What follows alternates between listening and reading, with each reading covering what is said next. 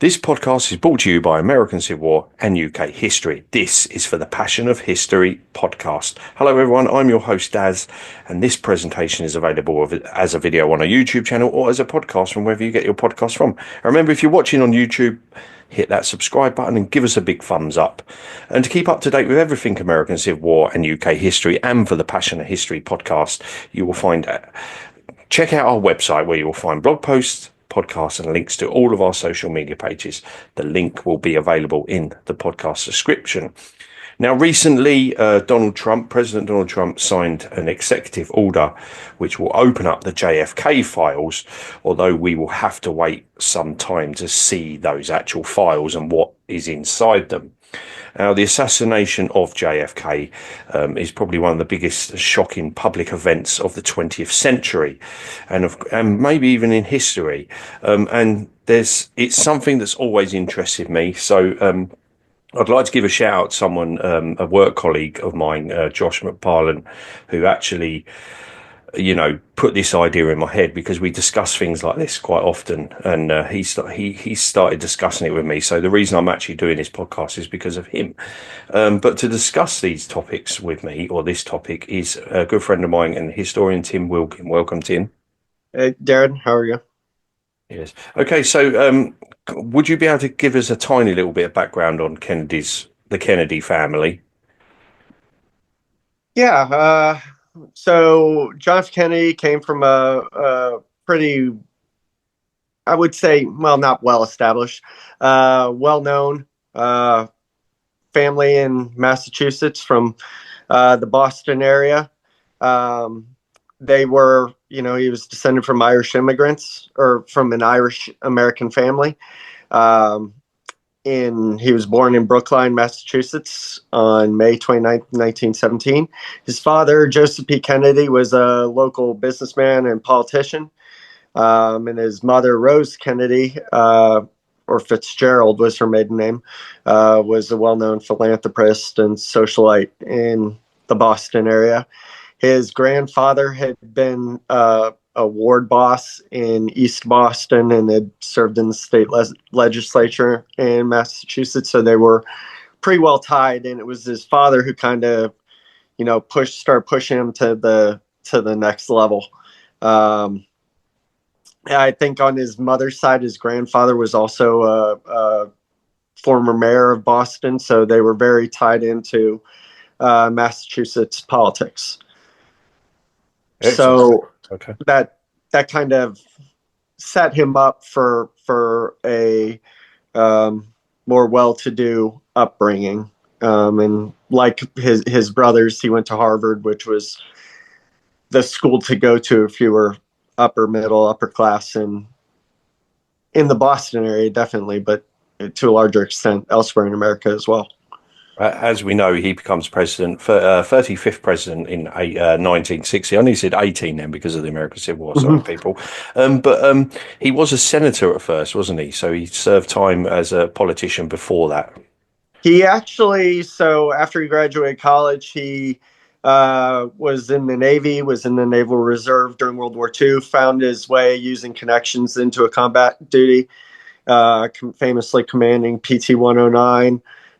Which was ran by a Japanese ship, cut in half. He rescued one of his sailors, dragged him, by his teeth to a nearby island, wrote a coconut message that was eventually received, and he was rescued a week later. After the war, he served in the U.S. House of Representatives for 6 years, from 47 to 53. Then ran for Senate and served for 7 years until 1960 when he ran for president. He was also well known for writing a book called Profiles in Courage, which was about what he viewed to be his principled stance on the part of several U.S. senators throughout history. They ended up, I think, it won the Pulitzer Prize. So he did have multiple talents in addition to politics, and was pretty distinguished for his heroism in World War II. He won the Navy Marine Corps Medal, which wasn't definitely bad for a guy who was denied service in the Army due to back pain that he suffered throughout his life. Okay, thanks, mate. Yeah, and as I said, presidency was elected in 1960. He was inaugurated in 61. His presidency is quite in that short time is quite because obviously his assassination will take place in 63. But he has a lot to deal with over that time. I mean, he has a lot of to do with the Peace Corps. There's the Bay of Pigs invasion, the Cuban Missile Crisis, the Vietnam War is going on at that time, and so I mean, just pick out the Cuban Missile Crisis because that was quite a big thing, wasn't it, Tim? Are you happy to talk about that? It was. And so initially, Kennedy preferred a very flexible response. I mean, he was coming down hard on communism. And, when Castro took over Cuba, having the communists or communist affiliates that close to North America was troubling. So he authorized support for the Bay of Pigs invasion. In the aftermath of that, Nikita Khrushchev, the premier of the Soviet Union, authorized increased economic and military assistance to Cuba, and they plan to bring in ballistic missiles into Cuba. Obviously, having missiles that close to off the U.S. coast was not going to fly. Ultimately, U-2 spy planes took photographs that showed the construction of these missile sites, and that basically, if we attacked them, that could lead to potential nuclear war with the Soviet Union. If we did nothing, we could be not only have to just swallow that nuclear threat right off our shores, but additionally, there's an element of weakness to that. So he basically formed an ad hoc party of advisors that was later known as the Executive Committee or XCOM that met for about 12 days. He basically went against the Joint Chiefs in a lot of ways that were advocating for airstrike. And ultimately, what he elected to do was establish a blockade on the part of, conducted by U.S. Navy that would inspect all Soviet ships arriving off of Cuba, and got support from the Organization of American States, OAS, that would basically support that. And in the end, he had his brother, who was then the Attorney General, so Bobby Kennedy, informed the Soviet ambassador that the U.S. would remove our missiles from older missiles from Turkey, the Jupiter missiles. But after the crisis was over, and that basically Khrushchev agreed, and that brought the crisis to an end. Mm-hmm. But again, we're right. Am I right in saying that we're sort of like this is during the Cold War period as well, isn't it? Yes. So there's that tension there with the Soviet Union anyway, and also I think some of the countries in Latin America were going down the communism route, wasn't they? Like I think is it Venezuela? I think was one of them, and others. Basically, yeah, Venezuela was one, but they were concerned about that spread of communism that had begun in Cuba, extending not only to Venezuela, but other countries as well, because only 2% or something of the poor in Latin America believed that economic growth that was occurring benefited them. Yeah, okay, yeah. So that makes the condition ripe for the spread of communism. Mm-hmm. And going back to Vietnam, and Vietnam had been going on for some time at that point. What was his view on Vietnam and the war there? And was the US involved at that point of the war? So Kennedy did a couple things that impacted Vietnam. The first, that some people overlook, or it's well known, but isn't always brought up, is that Kennedy created the Army Special Forces, which their primary mission is to basically advise indigenous forces and making them proficient. So he basically started. Really, American involvement during the Kennedy administration was basically limited to advisors and providing economic and equipment support. some military support. Basically, so the Vietnam was divided during the Eisenhower administration after the '54 Geneva Convention or Geneva Conference. He escalated involvement early in his administration in '61 by financing the South Vietnamese army, increasing our advisors, and basically authorizing our helicopter units to provide support. And then he basically authorized a quote unquote subversive insurgency. And he was also the president that allowed for large scale use of Agent Orange to defoliate areas under potential North Vietnamese or Viet Cong control. Mm-hmm. Thank you. Yeah. I just want to bring one thing up before we move on to the actual assassination, because so I believe a member of his family had some kind of involvement with the mafia, didn't he? Say again, I'm sorry. Sorry, yeah, his brother had some kind of involvement with the mafia, didn't he? And would that put him in ties with them as well? Allegedly, I think that falls into the allegedly there were some ties from Bobby Kennedy's time as a lawyer, attorney general, and then yes, the mafia that would have been present on the Eastern Seaboard. I personally, I think a lot of that's more speculative. Okay, thanks. Okay, right, let's talk about the actual assassination. So I'll go through what happened. So President Kennedy was assassinated in Dallas, Texas at 12:30 p.m. Central Standard Time on November the 22nd, 1963. And yes, I nearly said 1863 then, apologies. So just take us through what happened on that day, if you wouldn't mind, Tim, of that assassination. Okay, so Kennedy was headed to Texas for, just normal political things. He was not, he was trying to smooth over some issues between Democratic state politicians and U.S. senators. And basically, at that time, and it's important to note that this is something that's probably unfamiliar to those who are familiar with modern American politics. You had within each political party basically liberal, moderate, and conservative wings. So you had liberal Democrats, conservative Democrats, you had liberal Republicans, conservative Republicans. So in Texas, there was a liberal U.S. Senator, Ralph Yarborough, and a conservative governor, and that was John Connally, who would actually be in this, ride with Kennedy and on the day of the assassination. So he was going to try to smooth over friction, and he was the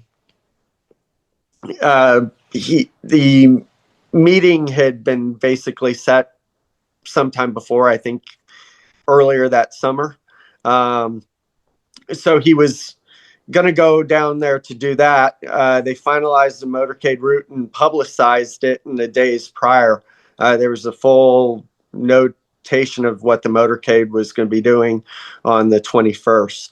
He also basically considered it a informal launch for his reelection campaign, which would be the next year. So I'm glad you brought that up, because that was going to be one of my questions a little bit later on, but obviously can talk about it now. So people actually knew the route that they were going to take at that point. And so what would have the security services done at the time? Was there did they know that there was a risk to Kennedy's life? I don't think there was any credible threat that had been noted beyond, everyday risk. He rode an open motor car, so the response doesn't indicate that they took anything too seriously. Okay, so he is shot. Take us through what happens afterwards. Where is he taken? So, he's shot in Dealey Plaza, which is a part of downtown Dallas. and immediately afterwards, the vehicle continues to the hospital. I'm trying to remember the name of the hospital. It was basically taken to, he was taken to the emergency room at a Parkland Memorial Hospital. He was still breathing, but the aftermath was basically he had been shot in the torso. He also basically had the back, wound to head, and his personal surgeon saw that it was impossible. He was basically pronounced dead 22 minutes later after he got to the hospital, so 1 p.m., which was 30 minutes after the shooting. So he only survived for 30 minutes afterwards. And what's horrible is you do actually have footage of that event, don't you? You're saying about his being shot in the head. I believe his wife, a lot of that went on her, didn't it? She was sitting right next to him. It was awful. It was, and she was initially leaning over, and he was kind of leaned back because of the initial wound. Yeah. And in the video, it's very apparent when he gets shot in the head. Some people say you see other things, and he basically slumps forward immediately. Now, again, I'm going to say that, and this might cause controversy because history has said that this person done this act. Now, that is what history says. So the man accused, and I'm going to say man accused, because there are conspiracy theories, and I'm not saying that he didn't do it, but Lee Harvey Oswald is the guy that, according to history, shot and killed Kennedy. Now, a little bit of background on him, if you wouldn't mind. What would his motive be? The planning of it, because I believe he was a veteran, wasn't he? So he was a veteran. He grew up was born in New Orleans.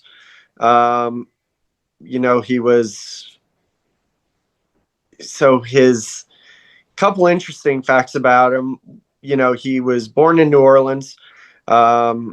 His tie to the name of our channel, his father was a third cousin to Teddy Roosevelt and was a distant cousin to Robert E. Lee. And he had served, his father had served during World War I. Lee Harvey Oswald himself had kind of a troubled childhood, wasn't well behaved. So he wasn't dumb. He did good at reading, had an IQ of 103, which I don't think that's bad. I'm not very good on the IQ scale. But was basically known as temperamental, got in trouble at school, skipped school, so got in trouble with the truant officer. He did enlist in the Marine Corps in 1956 after he turned 17. His brother signed as his legal guardian, authorizing him to enlist earlier. At one point, he got court-martialed a couple times, and basically was, he was demoted from private first-class PFC to private, was in prison at one point. Basically, he received a hardship discharge, saying that his mother needed care, and he was out of the Marine Corps 3 years after he joined. So if he joined in 1956, so he got out in 1959. While he was there, he started teaching himself Russian. And after he got out, he basically found his way to France and was working in Russia, where he made his, he married a Russian citizen, made his desire known that he wanted to become a citizen. And basically he told his, that citizenship application was refused. He was distraught, said that he wanted, to kill himself, tried to slit his wrist. But basically, was sent back. And I think basically the conflict, in that end, and some of this is me speculating, but the constant ideological conflict that was present in the Kennedy administration probably played a role in his desire to kill the president.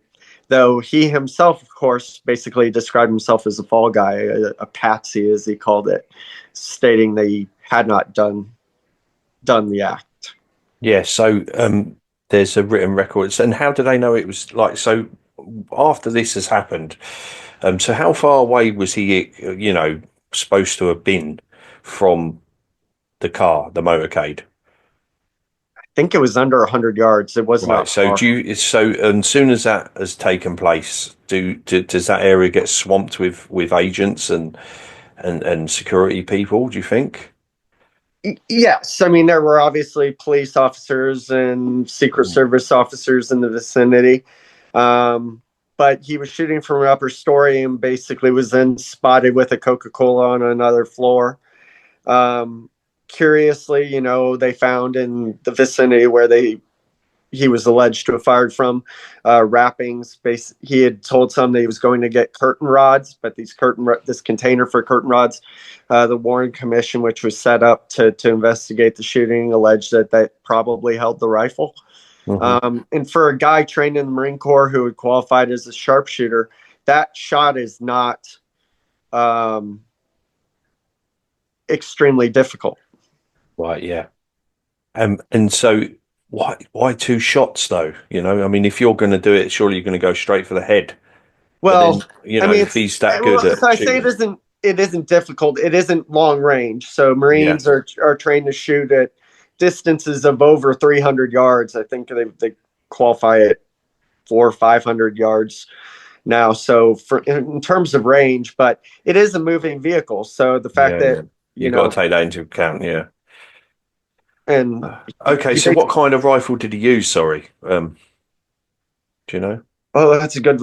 I know it was a bolt action rifle. Okay, so what kind of? Again, you've alluded to some of the evidence that they found there. You said he was seen with. So he was seen in that building. I take it with a Coca-Cola. You said, and then there was like food wrappings where he was sitting and waiting, maybe. So what actually leads them to that building and leads them to him in the end? Okay, so basically what happened after that, so they were searching, in the aftermath, deputies that were searching the building found an Italian, it was called a Carcano M91 38 bolt action rifle. He had purchased the used rifle under an alias and had it delivered to his P.O. box. They also found his partial thumbprint on the barrel. After Oswald left the depository, he traveled by bus to a boarding house where he would stay away from his wife during the work week because he conducted the assassination from the School Book Depository, which is where he was working at the time. He retrieved a jacket and his revolver, and he was walking in a residential neighborhood, called him to his patrol car, and as they were talking, this police officer, J.D. Tibbet, was shot. Oswald then found his way into a movie theater where he was arrested, not for Kennedy's assassination at first, but for the murder of the police officer. And then afterwards, they, identified that he was a suspect in the assassination, and that's at the time at which he basically declared that he was a patsy or fall guy because he had lived in the Soviet Union and they were making him a fall guy for Kennedy. Right, I see, and they're using the I can see where you're coming from there because the ties to Russia and the Cold War and everything like that. So again. I didn't realise he had been arrested for something else. That's really interesting to know. So really and truly, so you're saying that the rifle was just left at the scene? Yes. Why would you do that if you were just going to do something like that? It doesn't make sense to me, It doesn't. But I mean, as it was, maybe trying to get out with. I think by leaving it, he. He very likely, trying to leave with something bulky immediately ties him to it. Whereas there are other people in the building. If you're not carrying anything, you're less of a immediate suspect. And so, you'd think also that maybe, he'd be a bit more clever and wipe the handle of the rifle so that his prints weren't on it and stuff like that. Now, as far as the bullets, did they ever match the bullets with that rifle that you know of? Yes, I think they did actually. Mm-hmm. Okay, because that's important, isn't it? You've got to match that up. So, okay, and again, history says this guy murdered Kennedy, assassinated him. Now, afterwards, Lyndon B. Johnson is sworn in on Air Force One, I believe. Is that right? He was, and the Secret Service was really concerned about the potential for a larger plot. So they Right, really I see. wanted So he got whisked off pretty quick. Yep, so they wanted to get him out of there and back to Washington. Now, I'm going to bring in the American Civil War here because I read something a little while ago and I can't remember where I saw it and I can't remember the full facts of it, but apparently there is some very strange connections between the assassination of Lincoln and the assassination of Kennedy. Now, it doesn't happen in the same year, obviously, but deputy president at the time is actually Johnson. Yeah. Mm-hmm. There's that similarity there, and there was other stuff, but I can't remember it. So I'm gonna have to go back and have a look at some point. But yeah, apparently there was some similarities on this thing I read. But again, you can't believe everything you read on the internet. So right. But I thought that was quite interesting that there was some kind of tie there. I think the other thing is and obviously they're not born in the same era, but they're born similar dates or something. The assassins or something, the same as John Wilkes Booth or something along those lines. Well, a lot of people have also to be honest, Oswald stands accused basically of murdering a president, and people tend to, as evidence that it's a conspiracy, basically state no more, no less that he basically said he didn't do it. Yeah. And I find that confusing because if you look at the words, he says they've taken, and this is at the time that he's being charged with the death of Officer Tibbet, that I didn't shoot anybody. They're framing me because I lived in the Soviet Union and that I'm a fall guy. Well, a fall guy for killing a police officer because you lived in the Soviet Union? That makes no sense. Do you think so what was the intelligence agency like in that time period? Do you think they again, I know you said they didn't know that of a plot coming up, but was he on their radar? Well, yes, because while he was in the Soviet Union, they do know that U.S. intelligence was aware of his activities and mail. And yeah, so that sort of spy stuff is going on quite heavily at that time, isn't it? Between the US and the Soviet Union, and so anyone that travels, I suppose, from outside America is going to be looked at, aren't they? And he's a defector, so of course he's going to be on the radar of the government. Yeah, so to me, there's a lot of evidence there that points to the fact that it was him that did it. But of course, as we know, it's one of those things that has been talked about for many, many years.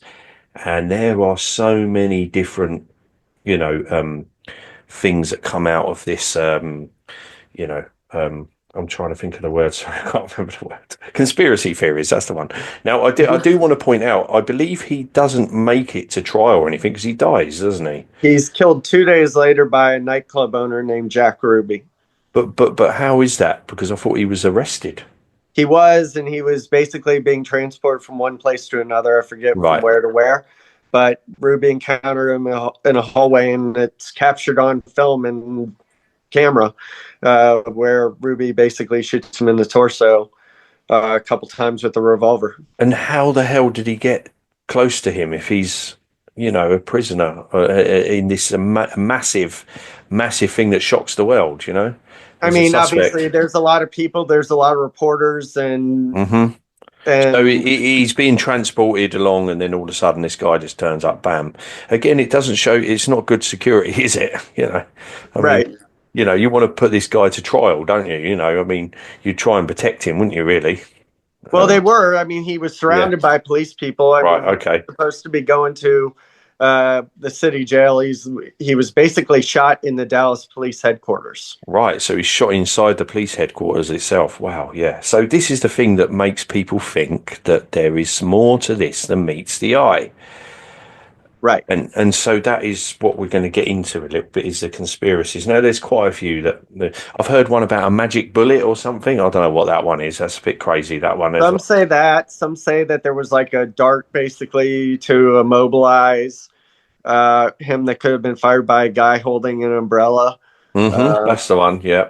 And of course, there is obviously, as we mentioned, some kind of early ties to the mob. Was he in trouble with them? Was he owed them money? I don't know. I mean, he's the president of the US. Some speculate that. Some say Ruby had mob connections. Allegedly one of the police detectives around Oswald when he was shot basically recognized Ruby and said, Jack, USOB. Yeah. It could just be a series of coincidences, and that tends to be the way I go. But there are so many of them that it's probably inevitable that it has led many to believe. And there was a Gallup poll taken early in the 2010s. Basically, 61% of Americans believe there was a conspiracy. Mm-hmm. And also, I believe I've seen stuff about the autopsy not being done properly, and just all sorts of things like that. But one of the biggest one is, well, no, there's a couple of things actually. So one would be the CIA. The government didn't really like him for some reason, and I think there's just some reasons behind that for some of the things that he does during his presidency, which put their noses out of joint. But also, going back to Lee Harvey Oswald, that he was involved with that plot along with either the CIA or the mob or, an organization like that. But also there was that connection with Cuba. And I believe that the US government at one point even tried to blame it on Cuba, from what I understand. Well, some have said that, there have been speculations, everyone from the vice president to Castro to the military to industry to FBI, CIA, You name it, they've been implemented. Basically, there's anywhere else, and then different people analyzing the shot angles, saying that it couldn't possibly have been done from one place. The most common one was at the grassy knoll to the vehicle's front right, that there was a fence there, and someone very likely, they say, could have fired basically from that fence area. And the other one I heard the other day as well was there was two shooters, not one. And so it wasn't just Lee, it was somebody with him as well. And maybe it probably doesn't, because like you said, the vehicle was moving, would explain why he had two bullets shot at him. But one of the strangest ones recently is, again, my friend and colleague where I work, he sent me this little video, and he believes, and again, I've watched it and I can't make it out, but there's another conspiracy that somebody in the front seat turned around and shot Kennedy. Which I don't believe, because I've looked at that video and it's just, I don't, sorry, Josh, but I don't see that one, mate. I mean, in the front seat, you had the driver and you had Connally. Yeah, no. What does happen is he does obviously, whoever did it, they succeeded, and this guy, the 35th president, is assassinated. What kind of impact does this have on the world? And when people say, I remember where I was when Kennedy was shot, was it that big a deal? Yes, it really was. I mean, it was a life-changing event for most people. For my generation, or for our generation, that's 9/11. Remember right where we were. It was, it was captured on film. Unlike the Lincoln assassination, you had photos basically showing a dead president or a president in the process of being killed. And that's, very damaging to the national psyche. I mean, in the course of 100 years, we had 4 presidents assassinated, and a 5th assassination attempt on uh, Mhm. Harry Truman, but 4 presidents actually shot and killed ultimately. You had Lincoln, then you had Garfield, McKinley, and Kennedy Yeah. in less than 100 years. Wow. And this one basically caught on video and Yeah, in public. it's quite shocking actually seeing it, even though you can't really see it properly. But it is quite a shocking video to watch, I must admit. And it's been colorized and yeah. So what I'd like to know, Tim, before we wrap up here, and again, ladies and gentlemen, when the files are open, we'll revisit this and we'll record another episode, just to find out, what actually is in those files. I mean, it might not be anything, but I don't know why it's been kept secret so long, but we'll find out, won't we? Um, Right. but Tim, what's your view on this? They immediately after, you had like the Warren Commission, and the Warren Commission is one that officially declared that Oswald did it.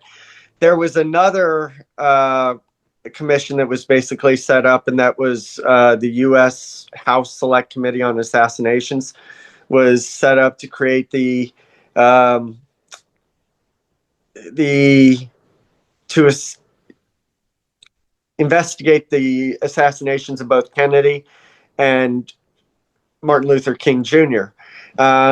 So the HSCA conducted their investigation, basically said that they believed that there was a high probability that a 4th shot was fired from the grassy knoll, but said that Miss Kennedy, but basically concluded that the facts of the Warren case were generally there. They state that there was a high probability that there was a conspiracy, but they could never said what it was.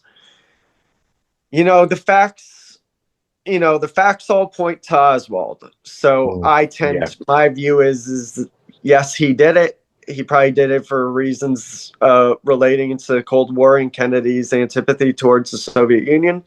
His Berlin speech, trying Mhm. to, constant combating of the Soviet Union, overturning, he was very pro Castro, whereas Kennedy was anti Castro, authorized the Bay of Pigs. I think for a guy who had bought so much into communist ideology at the time, that it makes sense. And, he relied on his training and Mhm. had access via the building, and given that the schedule was out, he elected to take action.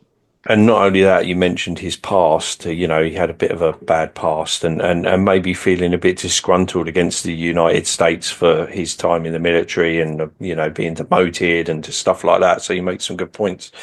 And yeah, so but I mean, it's up to you, ladies and gentlemen. What do you think? I mean, if you have a view on it, leave some comments. I'm sure you will. I'm sure I'll get slated for calling him um, a suspect. But that's why we're having this discussion, because it's just a fascinating topic. And again, like I said, we'll revisit this when we find out. But I'm just thinking, as you was talking there, Tim, thinking if they are hiding something, why would they share it?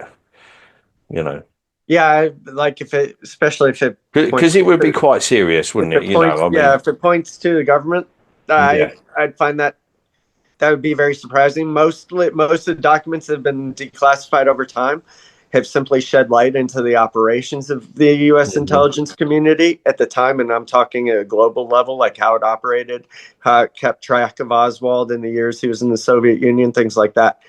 So it'd probably be more something along them lines, probably, won't it? That they did. Obviously, you've got to remember at the time as well, with that heightened, worry about the Cold War. If they turn around and say, well, it was this, that, and, Soviet Union was involved, it could have escalated to something else, couldn't it? Because, it was a turbulent time. So I suppose in a way, keeping it quiet probably would have been a good thing in a way. Right. Yeah. So anyway, But Tim, really great conversation. yeah, I'm curious. Like I've never actually seen any of the Kennedy files, period. So what I've been told is, like I said, that they simply have shed light on what they. Now I don't know if it does say what they did with Oswald or not while he was in the Soviet Union, but basically my understanding is they just detail, like I said, how uh, that apparatus functioned during the Cold War. Which, Yeah. if you're into espionage and the covert elements of the Cold War. That in and of itself is fascinating. Yeah, So and it's all a big secret too. I mean, there's stuff. I mean, yeah, I mean, it's like James Bond, isn't it? Really, it's a fascinating period. But anyway, Tim, thank you very much, my friend. yep, anytime. All that is left to say is cheers.